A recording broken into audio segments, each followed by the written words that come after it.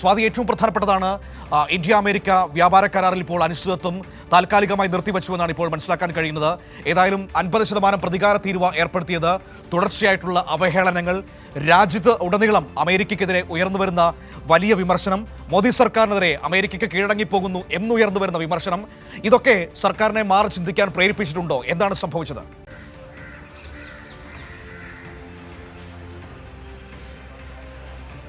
മനു, തീർച്ചയായും ഈ അമേരിക്കൻ സർക്കാരിനും, അതായത് അമേരിക്കയുടെ എല്ലാ നയങ്ങൾക്കും കീഴ്പ്പെട്ടു പോകുന്നൊരു സാഹചര്യം ഇന്ത്യക്ക് ഈ കഴിഞ്ഞ കുറേ കാലങ്ങളായി ഉണ്ടാകുന്നു. മോദി അധികാരത്തിലെത്തിയതിനു ശേഷം അമേരിക്കയുടെ ഭീഷണിക്ക് പല ഘട്ടങ്ങളിലും വഴങ്ങുന്ന സാഹചര്യമുണ്ട്. അതിന് പിന്നാലെ ഏറ്റവും അടുത്ത സുഹൃത്ത് എന്ന് മോദി അമേരിക്കയെയും അമേരിക്കയുടെ പ്രസിഡന്റ് ഡൊണാൾഡ് ട്രംപിനെയും വിശേഷിപ്പിച്ചതിന് പിന്നാലെയാണ് ഈ ഇന്ത്യയുടെ കയറ്റുമതി മേഖലയ്ക്ക് വലിയ പ്രതിസന്ധി സൃഷ്ടിക്കുന്ന തരത്തിലേക്ക് അധിക തീരുവ ചുമത്തുന്നത്. ആദ്യം 25% തീരുവ ചുമത്തുന്നു, അതിന് പിന്നാലെ അധിക തീരുവയായി വീണ്ടും 25% ചുമത്തുന്നു. ഈ കാർഷിക മേഖലയെ ആകെ പ്രതിസന്ധിയിലാക്കിക്കൊണ്ടുള്ള ഒരു നീക്കമായിരുന്നു അമേരിക്ക നടത്തിയത്. എന്നാൽ അമേരിക്കയ്ക്കെതിരെ ഒരു അക്ഷരം പോലും ഇതുവരെയും പ്രധാനമന്ത്രി നരേന്ദ്രമോദി പറഞ്ഞിട്ടില്ല എന്നുള്ളതാണ് വലിയ ആക്ഷേപമായി ഉയർന്നത്.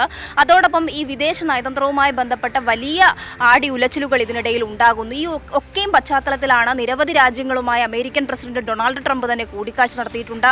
ഇന്ത്യ നിരവധി രാജ്യങ്ങളുമായി ഇത് സംബന്ധിച്ച കൂടിക്കാഴ്ചയും മറ്റ് രാജ്യങ്ങളോട് ഈ കാര്യമൊക്കെയും പങ്കുവയ്ക്കുകയും ചെയ്തിട്ടുണ്ട്. ഇപ്പോൾ പുറത്തുവരുന്ന വിവരം അനുസരിച്ച് ഓഗസ്റ്റ് 25 ഒരു ഉഭയകക്ഷി ചർച്ച ഇന്ത്യയും അമേരിക്കയുമായി ബന്ധപ്പെട്ട് ഈ വ്യാപാര കരാറിന്റെ തുടർച്ചയുമായി ബന്ധപ്പെട്ടൊക്കെയും നടത്താനിരുന്നതാണ്. എന്നാൽ ആ ചർച്ച ഇപ്പോൾ മാറ്റിവെച്ചിരിക്കുന്നു എന്നുള്ള വിവരമാണ് ലഭ്യമാകുന്നത്. കഴിഞ്ഞ ദിവസം American president Donald Trump Russian president Vladimir പുടിനുമായി കൂടിക്കാഴ്ച നടത്തിയിരുന്നു.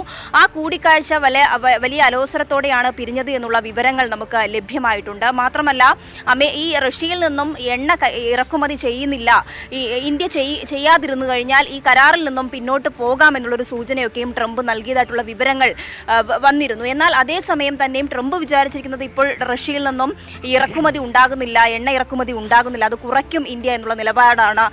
അത്തരത്തിലാണ് ട്രംപിന്റെ ധാരണ. അതിനപ്പുറത്തേക്ക് ഈ ഓഗസ്റ്റിൽ തന്നെ കാര്യമായി റഷ്യയിൽ നിന്ന് എണ്ണ വാങ്ങും എന്നുള്ള, ഇന്ത്യ എണ്ണ വാങ്ങുമെന്നുള്ള ചില സൂചനകൾ കൂടി വരുന്നുണ്ട്. എന്തായാലും ഈ ചർച്ചകളുടെയൊക്കെയും ഫലമായി തന്നെ ആയിരിക്കണം ഇപ്പോൾ ഒരു താൽക്കാലികമായി ഈ കരാർ നിർത്തിവെക്കുന്നതായുള്ള ചില സൂചനകൾ വരുന്നു. എന്നാൽ ഔദ്യോഗികമായ ഒരു സ്ഥിരീകരണത്തിലേക്ക് ഈ വിഷയം എത്തിയിട്ടില്ല എന്നുള്ളതാണ് ഏറ്റവും പ്രധാനമായി നോക്കിക്കാണേണ്ടത്. ഈ ഓഗസ്റ്റ് 25 നടക്കുന്ന ചർച്ച മാറ്റിവെച്ചിട്ടുണ്ട്.